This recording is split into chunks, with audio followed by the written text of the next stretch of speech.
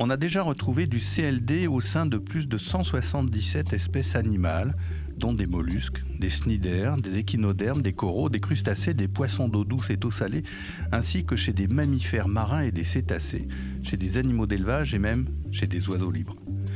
Outre les animaux d'esclavage, bovins, caprins, ovins, porcins, volailles, cela comprend des animaux bien connus des paysages et des palais antillais à travers la pêche et la chasse. Des oursins, des langoustes, des lambis, des ouassous, des mantous, des thons, des vivaneaux, des poissons perroquets, des balaous, des thazards, des marlins et même certains gibiers comme la tourterelle à queue carrée et le faucon gligli. Bonjour Malcolm Ferdinand. Bonjour Hervé. Hervé Kempf. Tu es sur Reporter et je suis Hervé Kempf et on se tutoie parce qu'on se connaît un petit peu, on se croise depuis quelques années dans des rencontres autour du chlordécone et même de l'extrême droite. Et la liste que je viens de lire est tirée de ton livre « S'aimer la Terre » qui paraît au Seuil. Il raconte une contamination générale de l'archipel des Antilles par un produit pesticide, le CLD ou la chlordécone. Qu'est-ce que la chlordécone et comment son histoire a-t-elle percuté l'histoire des Martiniquais et des Guadeloupéens?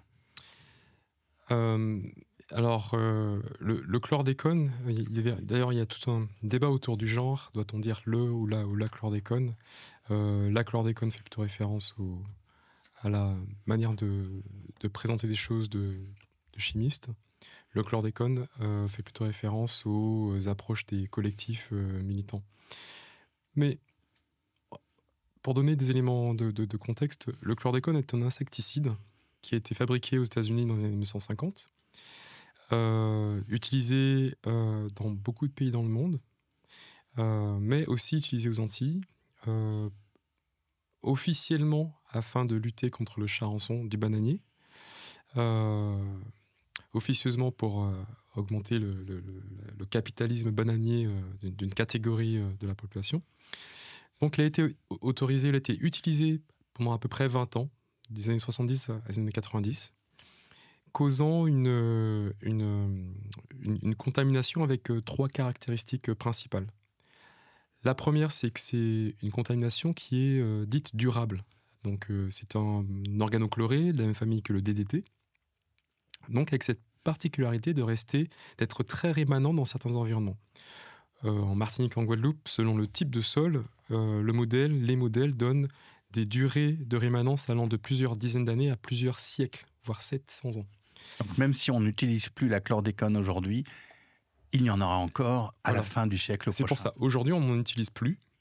Et pourtant, le chlordécone continue en fait, à poser un ensemble de problèmes. Alors, deuxième caractéristique, c'est une contamination qui est généralisée. C'est-à-dire que c'est une poudre blanche qui a été répandue à la base des bananiers, mais du fait de la circulation dans les écosystèmes, dans les chaînes, dans la chaîne trophique, on en retrouve dans les sols, dans l'ensemble des écosystèmes, des bassins versants, dans certains milieux marins. On en retrouve dans le corps d'un ensemble d'animaux vivants que tu as énumérés au début de cet entretien, et bien sûr au sein même du corps des Antillais. Et troisième caractéristique, la raison pour laquelle cette molécule, cette contamination pose encore problème aujourd'hui, c'est que même l'exposition chronique, c'est-à-dire de petites doses de manière quotidienne, pose un ensemble de problèmes de santé dont on en apprend encore tous les jours, mais des problèmes allant du retard de développement cognitif des enfants, cognitif, moteur et visuel, des réductions des périodes de grossesse, une augmentation des chances du cancer de la prostate. Bon, c'est une molécule qui est un perturbateur endocrinien et un potentiellement cancérogène. Donc elle a été ajoutée à la liste des polluants organiques persistants de la conférence de Stockholm en 2009. Donc c'est vraiment une molécule qui est effectivement extrêmement néfaste pour l'environnement. Donc ce que j'ai voulu montrer en énumérant certains de ces animaux, c'est que les êtres humains ne sont pas les seuls à souffrir du chlordécone, que nous faisons partie finalement d'un tissu vivant. Et d'ailleurs, tu fais quelque chose de très original à peu près au début du livre, c'est que tu t'intéresses au charançon. Et tu dis, le charançon, il a le droit de vivre. Enfin, c'est pas l'expression que tu écris, mais tu t'intéresses au charançon. Pourquoi ? Pour plusieurs raisons. Le charançon est vraiment le grand oublié de cette histoire. C'est-à-dire que on a développé un rapport violent. Enfin voilà, on décide que pour faire fructifier ces plantations, il faut tuer cet animal, cet insecte, ce coléoptère.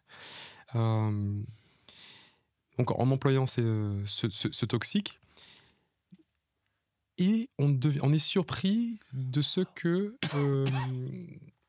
ce toxique, qui est du coup mortel pour le charançon, nous soit aussi néfaste. Le charançon est vraiment le grand oublié de tous les récits, de tous les narratifs qui vont dans certains articles scientifiques, dans les rapports parlementaires, dans les plans chlordécone. Ce sont des plans interministériels qui sont chargés de faire face à cette contamination.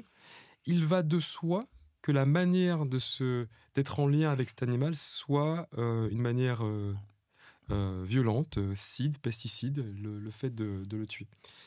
Et donc, je pointe l'attention sur cet animal, puisque finalement, on n'en connaît rien dans les discours officiels, bien sûr, si ce n'est qu'il aurait fallu le tuer. Et pire, cela devient un argument explicatif des raisons de l'usage du chlordécone.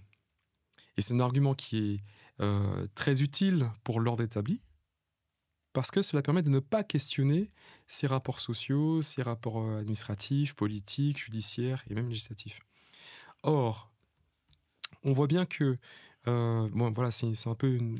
Et parce que le charançon lui-même, en fait, il n'a pas été toute éternité dans les Antilles comme un méchant animal qui veut manger nos bananes. Il a été lui-même transbordé, comme l'ont été dans le passé les esclaves dont les descendants sont maintenant les populations antillaises. Tout à fait. Le charançon est un insecte qui vit du bananier. Donc il a été transporté depuis l'Asie jusque dans les Antilles et dans le reste du monde avec le bananier. Et au fond, on repère sa présence depuis le milieu du 19e siècle aux Antilles. Donc il a toujours été là finalement. Dès que les bananiers ont fait leur entrée sur l'archipel antillais, on retrouve des charançons. Mais l'État et certains producteurs de bananes ont inventé un discours disant que c'était à cause du charançon, comme par hasard en 1970, qu'il aurait fallu utiliser cette molécule. Donc moi je montre que non, et à un moment donné des choix ont été faits pour améliorer les rendements, pour réduire la main-d'œuvre, pour augmenter les revenus et accroître le capitalisme bananier, et que le charançon n'était qu'un prétexte au fond. Bon, ça c'est une première raison, mais la deuxième raison qui est pour moi presque plus profonde est une invitation à repenser notre rapport à un ensemble, à travers le charançon, à l'ensemble du tissu vivant. Puisque je prends le charançon comme porte d'entrée, et après j'arrive en disant, mais en fait, en tant qu'humains, nous partageons cette condition d'avoir été contaminés par un produit de chimie de synthèse. Que ce soit des nématodes, des vers, des cachalots, des mammifères, des crustacés, des poissons, des oiseaux. Et cela veut dire que la solution, à mon sens, face à cette contamination, n'est pas l'idée de se séparer encore plus du reste du tissu vivant, mais au contraire de renouer, de redévelopper, de réinventer des manières peut-être plus douces, plus justes, plus dignes, de composer ensemble. Cela ne veut pas dire que tous les éléments du tissu vivant ont une même valeur ou doivent être évalués, avoir les mêmes droits. Ce n'est pas un débat dans lequel je vais. Mais par contre, je pense que cela doit être une question. Je pense qu'on ne peut plus faire comme s'il allait de soi, finalement, qu'un ensemble d'êtres vivants ou de tissus vivants est pour destin d'être exposé de manière démesurée à des pesticides toxiques. Parce qu'en fait, derrière cette question, il y a plus généralement, ou en tout cas ça nous concerne plus en tant qu'être humain, l'invisibilisation des corps des travailleurs et des populations qui vont être exposées au chlordécone qui veut tuer le charançon et qui en fait va abîmer beaucoup d'autres choses, beaucoup d'êtres vivants, pardon. Tout à fait, tous les corps n'ont pas été considérés de la même façon. Pourquoi d'ailleurs parles-tu dans le livre de corps plutôt que d'êtres, de personnes, d'humains Pourquoi tu reviens toujours avec ce mot corps ? Alors il y a quelque chose de la teinte dans la chair en tant que telle, de la violence. Comme c'est une violence qu'on ne voit pas, qui n'est pas aussi spectaculaire ou visible qu'une agression physique, on a l'impression que Et par ailleurs, cette molécule, on ne la voit pas, ce n'est pas une marée noire que l'on peut repérer, on dit « Ah, elle est là, elle est là ». Et pourtant, les atteintes sont littéralement dans les chairs, avec un ensemble de... Surtout pour les ouvriers et les ouvriers agricoles qui ont un ensemble de pathologies, parce qu'ils n'ont pas été exposés qu'au chlordécone, un ensemble de fongicides, des problèmes de cancer, de leucémie, de descente d'organes, d'endométriose, des problèmes aux yeux. Et donc, j'ai voulu vraiment insister sur cette dimension corporelle, presque charnelle, qui, de manière à resituer nos corps au sein de ce tissu vivant. Et ça, c'est dans la première partie du livre. Dans les autres parties, notamment dans la partie 4, où je parle des mobilisations, là, je parle beaucoup plus de personnes, de dignité, de droit, donc qui vont un peu au-delà de la question du corps, mais quand même, comprendre que nous faisons partie d'un même tissu et que la façon d'en sortir de cette contamination, c'est de renouer avec ce tissu. Mais alors, on ne fait pas tous partie, selon certains, de cette chaîne, de ce monde vivant, parce que, en fait, le grand... Et c'est pas un paradoxe, c'est le scandale du chlordécone, c'est que dès le début des années 1970, sa nocivité est reconnue et que la fabrication en est interdite en 1975 quand il y a des travailleurs d'une usine, qui d'ailleurs, ils sont blancs, sont gravement malades, contaminés, et donc la législation américaine, états-unienne, interdit le chlordécone. Et donc, tous les producteurs de bananes le savent, et pourtant vont continuer à utiliser le chlordécone. Il y a même un établissement, une entreprise martiniquaise, si j'ai bonne mémoire, qui va construire une usine pour continuer à le fabriquer. Alors que toutes les autorités, les scientifiques, l'État, sait que la chlordécone a été interdit aux États-Unis. Qu'est-ce qui se passe alors ? C'est là que, à mon sens, il y a deux façons de voir cette contamination. Soit on y voit une molécule qui serait, certains parlent même de monstre chimique, une molécule qui serait particulièrement méchante, nocive.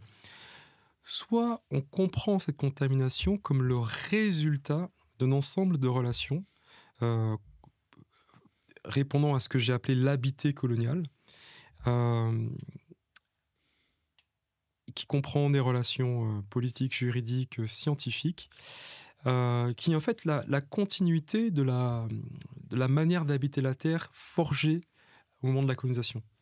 Et donc ce qui se passe sur ce sujet bien précis de comment se fait-il que la toxicité était connue, mais qu'on l'ait quand même non seulement continué à utiliser aux Antilles, mais qu'on ait racheté, on ait organisé sa production pour son utilisation.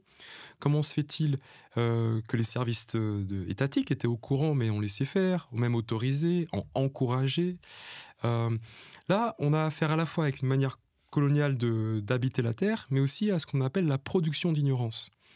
C'est-à-dire l'invention de l'idée qu'il n'y aurait pas de pollution. À l'époque, aux Antilles, quand on testait l'eau, on ne testait pas les molécules utilisées dans l'agriculture. Donc on rendait feuille blanche en disant « circulez, il n'y a rien à voir ». Et cette différence de traitement, le chlordécone la révèle, ne l'invente pas. Elle la révèle. Cela signifie qu'en 1974, il y a une des grandes grèves agricoles des ouvriers, notamment de la banane, mais pas que, en Martinique, où figure déjà dans les 11 points de revendication la volonté de ne plus utiliser le chlordécone. Le nom commercial à l'époque était Képone. Des ouvriers martiniquais, noirs, face à des préfets, des forces de gendarmerie majoritairement blanches. Le résultat a été un accord de grève, enfin non seulement une répression dans le sang, avec plusieurs blessés et 2 morts. Et ça, j'insiste sur ce point parce que ça vraiment illustre le pouvoir de mise à mort d'un État au service de propriétaires de bananes qui sont majoritairement du groupe socio-racial qu'on appelle les Békés. Donc un groupe qui se reconnaît comme étant issu des premiers colons esclavagistes et qui s'est construit, notamment en reprenant les termes d'une anthropologue, Edith Kovacs-Bodou, qui a fait l'une des rares études sur ce groupe, de solidarité raciale. donc avec des pratiques endogamiques, qu'elles soient... endogamiques, on se marie dans la famille ou avec le voisinage proche. Mais avec cette idée de maintenir une solidarité raciale blanche au sein de sociétés majoritairement non blanches. Donc cela pose un ensemble de questions. Un an plus tard, dans l'usine de Hopewell en Virginie, qui fabriquait qui alimentait au départ les ouvriers, les producteurs de bananes aux Antilles, on se rend compte de deux choses.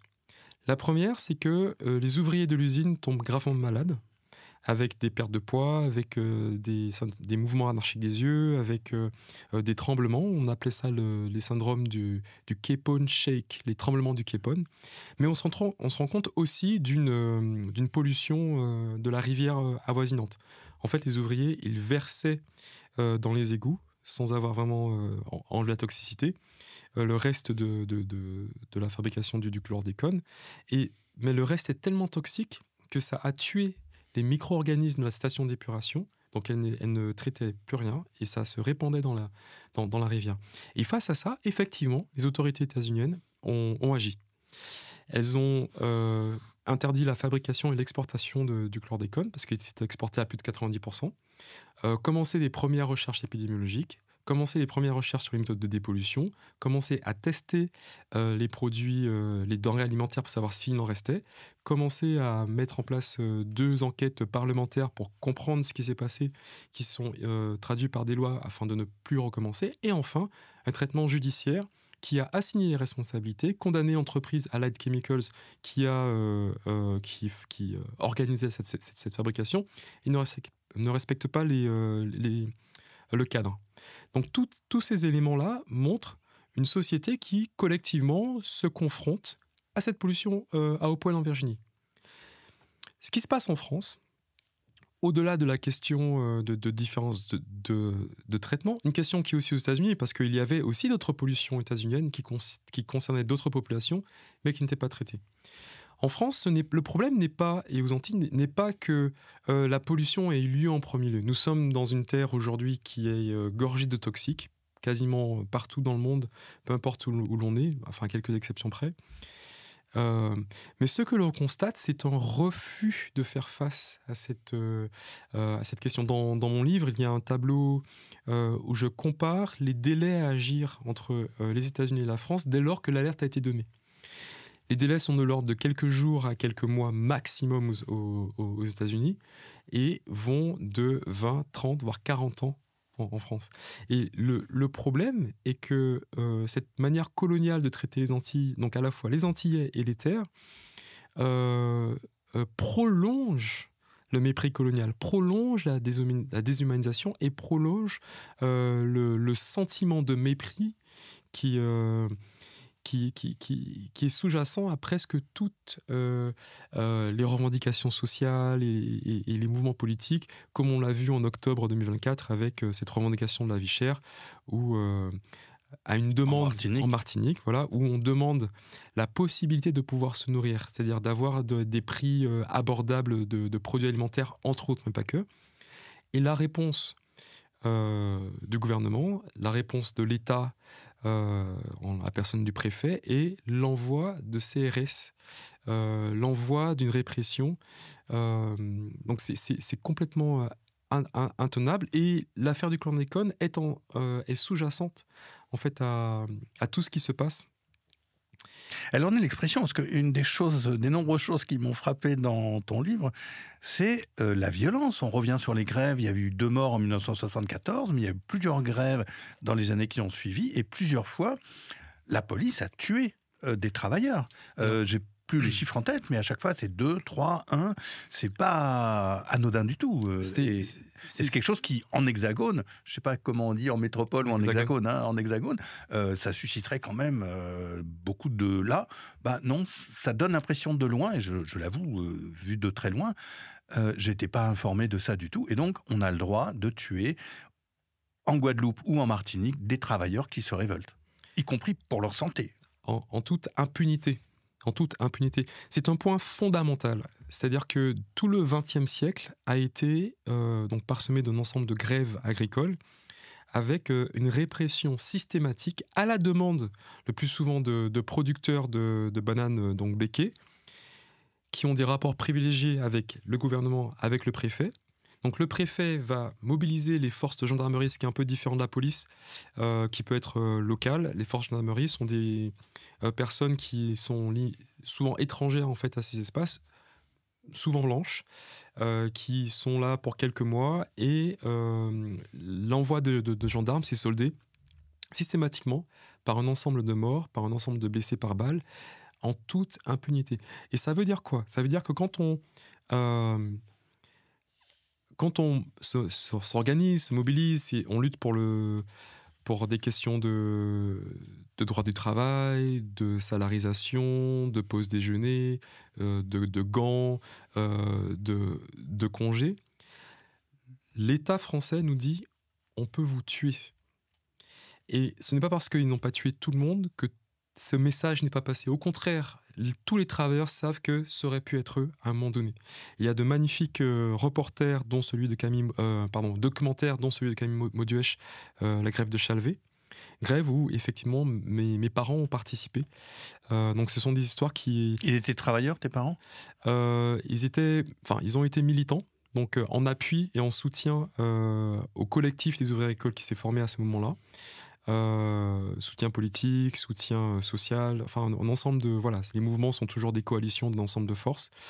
Mais ça veut dire que quand, par exemple, on organise... Cette force de police, la gendarmerie, n'est pas neutre. Et quand on organise une chose que beaucoup de collègues scientifiques m'ont dit qu'ils n'ont jamais vue nulle part ailleurs. Des colloques, l'un des premiers colloques scientifiques sur le chlordécone qui s'est tenu en Martinique en 2018, c'est fait sous l'œil vigilant de gendarmes. Ah ouais. Donc, c'est-à-dire qu'en tant que chercheur, en tant que sociologue, agronome ou chimiste, on rentre, en plus ça se passe dans un hôtel, encore une manière de déshumaniser en fait les corps, ça c'est notre question. On est sous la vigilance de la même force de police qui, historiquement, a tué les ouvriers agricoles. Cela est complètement et tout à fait inacceptable.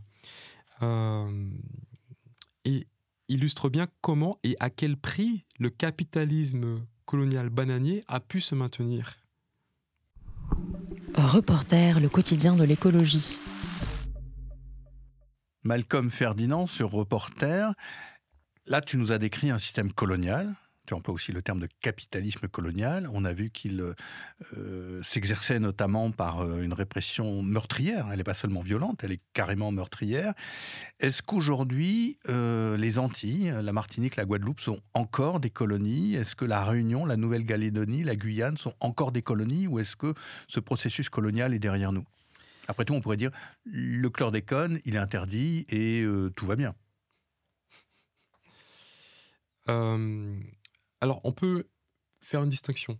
C'est-à-dire qu'au niveau du statut, la Martinique et la Guadeloupe ne sont plus des colonies. Au niveau du statut, ce sont des départements français au même titre que n'importe quel département, officiellement. Par contre, ce qu'il faut comprendre, c'est que le système colonial est toujours en place. Donc, dans ce sens, on pourrait dire que ce sont effectivement des colonies. Mais il y a un terme qui est important à manipuler, c'est celui de colonialité. Le colonialisme peut être décrit comme un processus historique avec une date de début, une date de fin, souvent les indépendances ou alors les départementalisations. La colonialité fait, on va dire, référence à ce système colonial, cette manière d'habiter la terre, cette manière de penser, de concevoir le pouvoir, de concevoir les relations à la terre. Et ces relations coloniales, violentes, patriarcales, qui détruisent les écosystèmes, ces relations ne vont pas s'interrompre par magie, tout simplement parce qu'on a signé un décret. Non, elles continuent et elles se maintiennent. Et cela est extrêmement problématique. Pourquoi ? Parce que non seulement la contamination est le résultat de cette façon de faire, ce que j'appelle l'habité colonial, mais la manière de gérer ces contaminations reproduit ces mêmes formes de déshumanisation. On le voit par exemple dans l'absence totale de démocratie environnementale. L'affaire du chlordécone est l'affaire d'un déni démocratique. Une poignée de personnes, 5 ou 10 maximum, ont décidé de contaminer les terres pour plusieurs dizaines, voire centaines d'années, ont décidé d'imposer dans la composition physiologique des Antillais. Aujourd'hui, plus de 90% des Antillais ont du chlordécone dans leur corps. Peut-être qu'ils ne l'anticipaient pas. Alors, là, je ne suis pas d'accord parce que non seulement la recherche scientifique était claire. Vous savez, le chlordécone a été autorisé en France, mais utilisé uniquement aux Antilles, en 1972.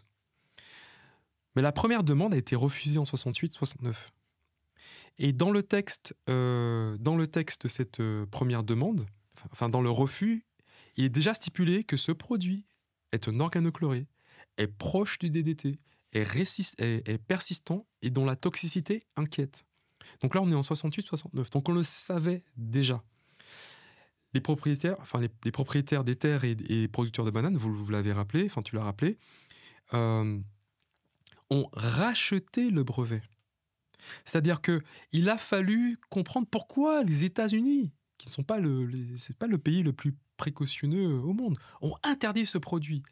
Mais ils ont racheté, notamment l'entreprise Vincent de la Garrigue, mais ils ont racheté le brevet, organisé la production, continué à exporter, c'est-à-dire qu'ils se sont inventés producteurs. Donc en fait, peut-être qu'ils ne savaient pas que ça allait rester, on ne sait pas encore si ça va rester plusieurs centaines d'années, mais c'est un mensonge de se dire que les producteurs ne le savaient pas. Mais ça veut dire quoi ? Je vais juste au bout. Ça veut dire que, vu que le problème était causé par une absence, un déni démocratique, la solution doit nécessairement inclure une ouverture démocratique. Le fait que les Antillais puissent participer aux décisions concernant leur environnement. Le fait qu'on puisse savoir, en fait, quelle est exactement la quantité d'herbicides, de fongicides, de pesticides qui rentrent sur le territoire ? Où sont-ils ? Qui décide ? On ne peut plus continuer avec un propriétaire de terre qui décide comme un maître, qui se croit encore maître de ce qui se passe, précisément parce que cela impacte l'ensemble du tissu vivant, y compris nos propres corps. Est-ce que c'est pas comparable à l'amiante dont les effets nocifs ont été connus très tôt et qui pourtant a continué à être utilisé très longtemps en Hexagone et d'ailleurs alors qu'il avait déjà été interdit, me semble-t-il, j'en suis quasiment certain, aux États-Unis et dans d'autres pays auparavant, et on a continué en Hexagone. Et là, c'était des travailleurs blancs, racisés, il n'y avait pas cette dimension raciste, il y avait peut-être simplement cette dimension de capitaliste en revanche. Alors, ce qui se passe sur les paysages antillais se passe dans d'innombrables paysages sur Terre, évidemment. Il se trouve que la manière dont... c'est pour ça que je parle de capitalisme colonial bananier. La manière dont cette contamination se déploie aux Antilles est une manière qui suit, qui recoupe, qui prolonge ces fractures coloniales, ces fractures raciales. Les producteurs, les dirigeants de la filière, les dirigeants des banques au milieu du XXe siècle, les préfets, les juges, les gendarmes, les présidents, les responsables de services étatiques étaient tous blancs. Systématiquement. Les ouvriers agricoles, les personnes qui sont tuées, les personnes qui vont manipuler le chlordécone, les personnes qui, aujourd'hui encore, en 2020, il y a un jeune qui s'appelle Kézanne Hussier qui a été lynché devant le commissariat de police de Fort-de-France. Lynché par qui ? Par les gendarmes et sous l'œil du commissaire de police. Il y a des vidéos en ligne avec des insultes raciales. Il y a un officier, un gendarme, qui dit, qui profère des insultes à la fois homophobes et racistes à ce jeune homme. Donc, on ne peut pas mobiliser l'argument d'une forme d'universalité de la pollution pour dire non, il n'y a pas non. Là, il y a clairement quelque chose qui rentre même dans la structure du foncier. Et toute ma proposition du livre de Séminaterre, c'est vraiment de non pas uniquement se focaliser sur le chlordécone, la molécule en tant que telle, mais d'observer et de prendre cette contamination comme un moment où on reconfigure nos manières de faire, où on invente des manières qui permettent de faire monde, à travers une nouvelle démocratisation des sciences, à travers un rapport démocratique aussi à l'habité de la Terre, et bien sûr à travers ça passe nécessairement par une justice. Ça, c'est ton espoir et ton souhait, mais est-ce que la réalité de ce qui est en train de se produire n'est pas plutôt la poursuite d'un capitalisme colonial, mais à l'échelle de la planète ? C'est-à-dire qu'on va chercher, il y a un renouveau de l'extractivisme minier, éventuellement forestier aussi, qui se déploie dans l'ensemble du monde et qui d'ailleurs va se déployer dans des pays du Sud historiquement colonisés, comme de plus en plus dans des pays, la Serbie et maintenant la France, pour chercher du lithium, pour chercher différents métaux, etc. C'est-à-dire qu'est-ce qu'on n'est pas, au contraire, presque la force de l'exemple du chlordécone, et que c'est un exemple de quelque chose qui est en train de se généraliser. Un autre point fort, me semble-t-il, de ta démarche, qui est critique parfois, et de dire, attendez, on a tendance à considérer que le phénomène colonialiste accompagnait la naissance du capitalisme, et puis après le capitalisme est passé à autre chose. Et en fait, non, le colonialisme est toujours là, dans les processus ceux que tu décris sur le chlordécone et les Antilles, et qui se poursuivent encore en 2024. Mais est-ce que ça n'est pas un déploiement généralisé, un colonialisme qui continue ? Oui, ce que j'ai voulu montrer à travers l'exemple du chlordécone, c'est qu'il y a des logiques coloniales qui parfois recoupent aussi des fractures raciales au sein même du capitalisme. Et là, c'est quelque chose que les milieux de gauche en France ont eu du mal à aborder, ou du mal à le rapport entre classe et race, et précisément entre classe, race et colonialité, qui ne sont pas exactement les mêmes choses.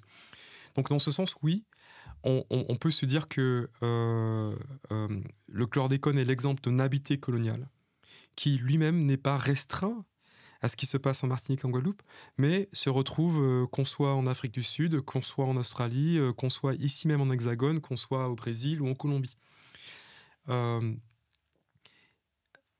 Certes, après, nous luttons avec, on va dire, les armes que l'on a.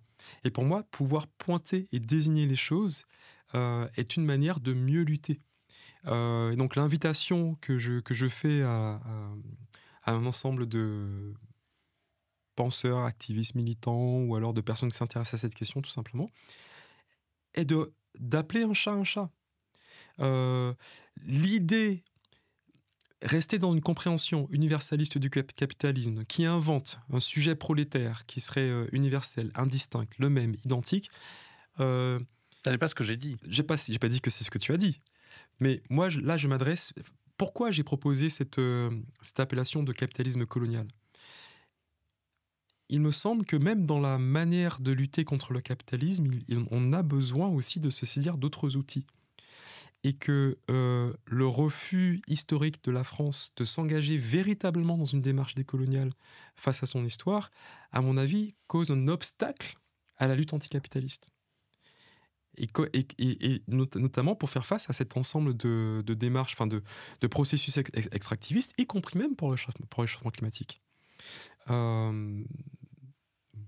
En quoi, par exemple, je pense à des exemples précis, le cobalt en République démocratique du Congo,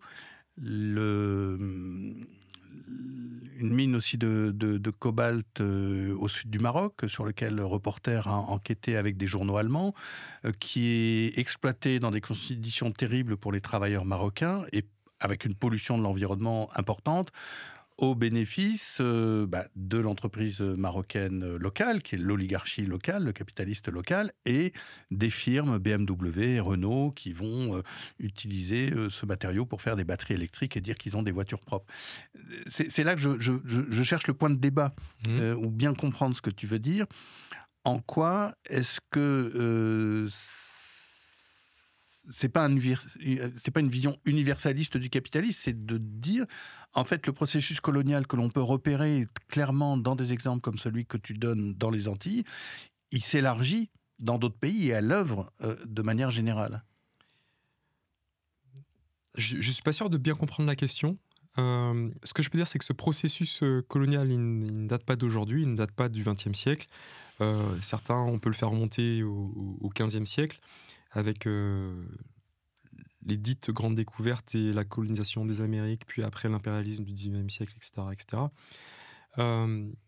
Si la question est pourquoi ne pas appeler ce processus un processus universel, je ne sais pas si... Parce que tu as employé le terme d'universalisme. Oui, C'est pour ça que je rebondissais là-dessus. J'emploie le terme d'universalisme parce que dans la pensée en France, on sent un véritable refus de manipuler un certain nombre de termes. Le terme même de race, en tant que construction socio-raciale, évidemment, ce n'est pas qu'il fait débat, c'est précisément qu'il ne fait pas débat. C'est précisément, il est reconnu comme un terme... il y a un ensemble de tribunes qui sortent en disant que les chercheurs, les professeurs ou les militants qui essaient de réfléchir aux formes d'émancipation que requiert une confrontation avec le passé colonial esclavagiste sont ouvertement critiqués comme étant des menaces à la République. En fait, ce que ça traduit une forme de fragilité de l'idée de la République ou de l'idée de la France. Or que ce qu'on propose, c'est précisément une compréhension soit de la France ou en tout cas du monde et de la Terre qui soit beaucoup plus diverse, qui soit beaucoup plus accueillante, digne, juste, égale, et qui permette véritablement de faire monde. Ce que l'on voit, c'est que historiquement, l'extractivisme, qu'il soit au Congo, qu'il soit au Brésil, qu'il soit en Afrique du Sud, à Madagascar ou en Algérie, en fait, a servi les intérêts du dit monde occidental, des 10 pays du Nord. Cela signifie qu'il y a une violence dans notre propre manière d'habiter la Terre, et la banane, en l'occurrence, est un exemple assez fort. C'est-à-dire que j'ai appris qu'il y a en septembre 2024, que la banane antillaise était élue fruit préféré des Français. Et moi, je me dis, il y a un problème. Il y a un problème parce que la banane qu'on va donner à son gamin ici, en disant grandis, mon petit, ma petite, mon enfant, en fait, on a des travailleurs agricoles, des ouvriers qui aussi ont envie de prendre soin de leurs gamins. Donc en fait, il y a une violence qui nous est marquée, qui nous est masquée, pardon, et plutôt que de se dire non, tout n'est pas pareil. Est-ce que tu veux dire que dans la prétention universaliste que l'on peut repérer, par exemple en France, elle tend à standardiser, et que cette standardisation du modèle universel est une forme de racisme parce qu'elle refuse de voir la diversité des cultures et des façons d'habiter la Terre? Alors, je n'irai pas jusqu'à dire que c'est une forme de racisme.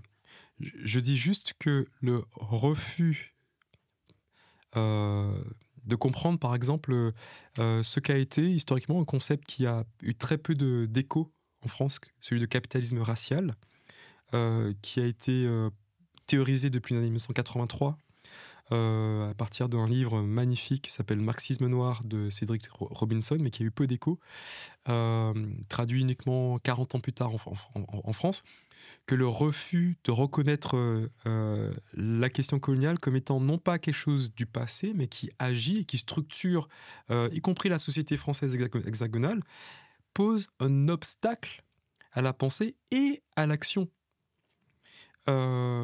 C'est comme ça qu'on est capable de reproduire des formes de discrimination, des formes de déshumanisation, y compris quand on veut lutter contre le capitalisme, y compris quand on veut lutter contre les destructions environnementales. Mais il y a quelque chose que je ne comprends pas bien, c'est comment, à te suivre, le mouvement écologiste et d'émancipation peut reformuler son analyse et son action pour intégrer ce concept de capitalisme colonial, de capitalisme racial. Alors il y a plusieurs choses à faire. Le premier point, c'est comprendre que ce qui se joue dans, on va dire, les manquements, les points occultés par le mouvement écologiste ou les mouvements écologistes français, l'absence de pensée du capitalisme racial et du capitalisme colonial au sein de la gauche française est le reflet d'un retard, d'un refus du pays tout entier à se confronter à son histoire coloniale esclavagiste. Donc ce n'est pas uniquement les écolos, uniquement les anticapitalistes, etc. Et là, il y a quelques propositions aussi dans ce livre pour comment on pourrait aller de l'avant. Donc en gros, mais parce que sur la question écologiste, je reviendrai un peu plus tard parce que ça demande un peu plus de développement. Par contre, sur la gauche et sur la gauche anticapitaliste, il serait naïf de se dire que la seule tâche à adopter, la seule action à adopter face à l'histoire coloniale ou face au racisme est de dire « je suis antiraciste ». Que la seule attitude à adopter face à l'histoire coloniale est de dire « oui, nous condamnons ». Mais sans que ces mots ne soient véritablement suivis d'une reconfiguration de ce que la gauche signifie. Il y a une histoire, une longue histoire, depuis la lettre d'Aimé Césaire à Maurice Thorez en 1956, depuis Cédric J. Robinson, Marxisme noir, depuis un ensemble de travaux de la part de personnes, y compris Frantz Fanon, anciennement colonisé, qui ont pris la question du marxisme et l'ont... je dirais pas adapté, mais en tout cas élargi pour prendre en compte en fait les spécificités de l'histoire coloniale de la modernité en tout cas. Et cela veut dire qu'on ne peut plus se revendiquer de la gauche et être là à critiquer les dits décoloniaux, je ne sais même pas ce que ça veut dire. On ne peut plus se dire qu'on est un représentant d'un parti dit de gauche, mais tout d'un coup ne pas reconnaître les violences policières. On ne peut plus être un journal dit de gauche et inviter à sa fête annuelle Angela Davis sans pour autant intégrer pleinement finalement les questions socio-raciales, les questions décoloniales au sein de ces outils de pensée. Parce que sinon, on a une gauche qui reprend la même grammaire que l'extrême droite. Je répète, sinon, on a une gauche qui reprend la même grammaire que la droite et l'extrême droite. Et qu'est-ce qu'il faut faire ? Je suis désolé, je ne comprends pas bien. Je te suis, mais c'est vraiment, ma question est naïve. Qu'est-ce qu'il faut faire ? Refonder la gauche. Refonder la gauche. Refonder la gauche avec cette exigence à la fois anticoloniale, décoloniale et antiraciste qui soit structurante. La France est un pays qui aujourd'hui a été structuré par son empire colonial et son empire, son empire. La possibilité d'envoyer des fusées, la possibilité d'être une puissance nucléaire, c'est l'Algérie, c'est la Polynésie. La possibilité d'envoyer des fusées, c'est la Guyane. La possibilité de se revendiquer comme la deuxième puissance marine au monde, ce sont les 10 territoires d'outre-mer, dont 50% de cette aire marine, c'est la Polynésie, encore une fois. D'avoir des stations d'écoute à Mayotte. D'avoir des bananes. Tout ce pseudo-rayonnement ne peut pas être juste quelque chose dont on est fier sans nécessairement impliquer ou refonder la façon même de penser le monde. On a eu historiquement un mouvement d'écologie politique français qui n'a jamais pris en compte l'existence des territoires ultramarins, non pas en tant que territoire où je vais appliquer mes théories, mais en tant que autre lieu à partir desquels je vais penser la question écologique. C'est-à-dire que je vais penser le monde et je vais penser la Terre. Ça se traduit comment ? Ça se traduit par des bibliothèques, des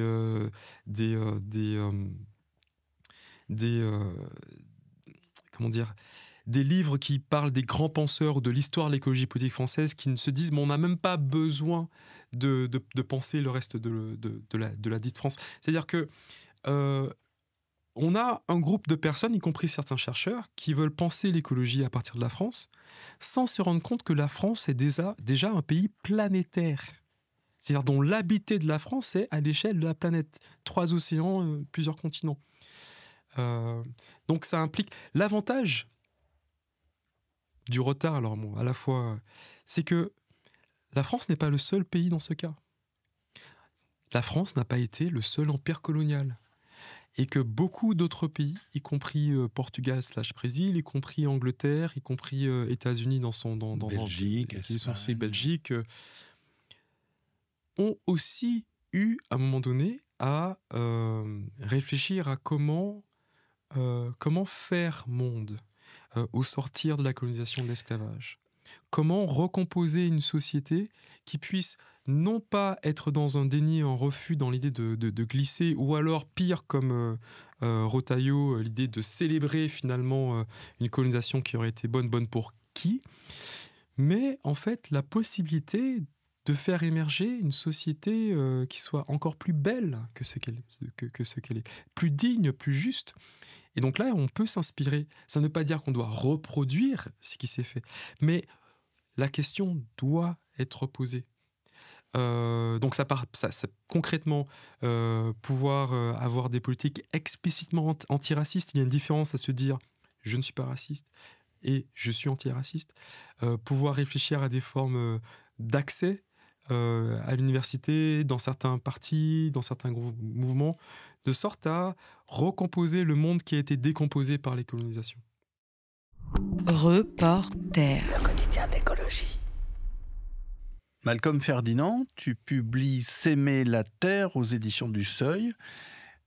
Décoloniser, oui, y compris dans nos esprits, refaire la gauche en intégrant vraiment cette question, et en même temps, on est dans un contexte de montée d'extrême droite, voire de fascisation, et où je ne vois pas beaucoup de pays qui soient vraiment dans cette logique mentale, occidentale de décolonisation, mais plutôt partout, au contraire, de redresser des murs, de focaliser sur l'immigration et d'appliquer des politiques d'extrême droite au motif qu'on ne veut pas avoir l'extrême droite, ce qui est une forme d'hypocrisie assez incroyable.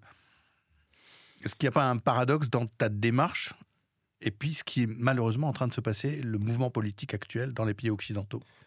Moi, je pense que c'est pas du tout un paradoxe. Je pense que c'est assez généreux dans sa proposition de lutte.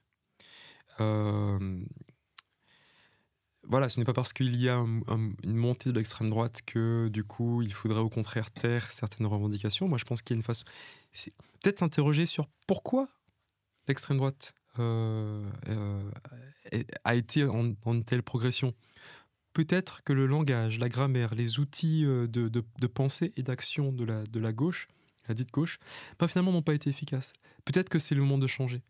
Et ceux qui resteraient dans une forme de temporisation, moi je suis la gauche respectable face à une gauche qui serait radicale, en fait se fourvoient complètement. Ce n'est pas en étant dans des demi-mesures, à un moment donné, il faut pouvoir opposer notre projet de société. Voilà, nous on propose, enfin nous, je sais pas nous, mais en fait il y a un ensemble de personnes qui proposent une société où en fait, certains droits fondamentaux sont respectés. Le droit d'avoir accès à l'eau, un droit qui n'est toujours pas respecté en Guadeloupe et un peu moins en Martinique et en Guyane. Le droit, par exemple, à la dignité. Regardez quand on a l'ancien ministre de l'Intérieur qui veut retirer le droit du sol à Mayotte. Le droit de ne pas être traité de manière indigne et raciste par des forces militaires. Nous avons un ensemble de cas de violences policières. On sait aujourd'hui que le fait d'être noir ou arabe quand on est jeune, en fait, on est exposé à des contrôles policiers beaucoup plus fréquents que sinon on n'était pas. Le fait que, par exemple, les forces de gendarmerie devraient rendre des comptes au peuple d'outre-mer. En fait, tout ça, ce sont des propositions où on affirme un certain nombre de valeurs. Mais c'est pas accepté par la gauche et par le mouvement écolo? J'ai l'impression que si, quand même. Même si on n'a pas la force de le porter, de le contrebattre. Je pense par exemple aux violences policières.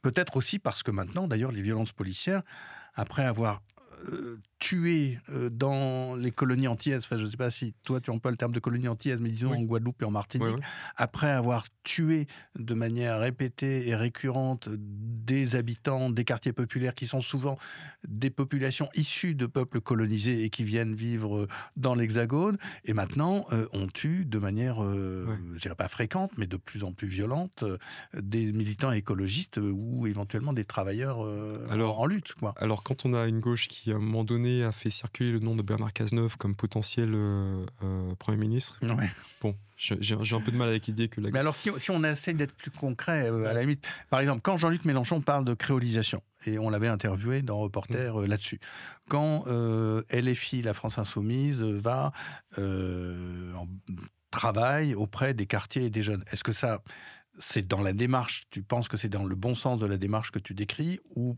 pas? Oui, alors toute critique ne veut pas dire que tout est à jeter et que rien n'est fait. Moi, voilà, je ne suis pas politicien ni encarté, je suis engagé dans le but de faire advenir une société plus juste. Donc, ces initiatives sont, moi, je les trouve bonnes. Voilà, l'idée de produire du débat, l'idée d'une meilleure forme de démocratisation. La proposition, par exemple, que... Vous savez, les 10 Outre-mer, on vote pour les élections présidentielles. Puis après, quelle que soit l'issue de notre vote, en fait, on nous impose un ministre de l'Outre-mer. Moi, je milite pour qu'il y ait un droit de veto. Pour qu'en fait, structurellement, il puisse y avoir une prise en compte véritablement de la parole des personnes d'outre-mer.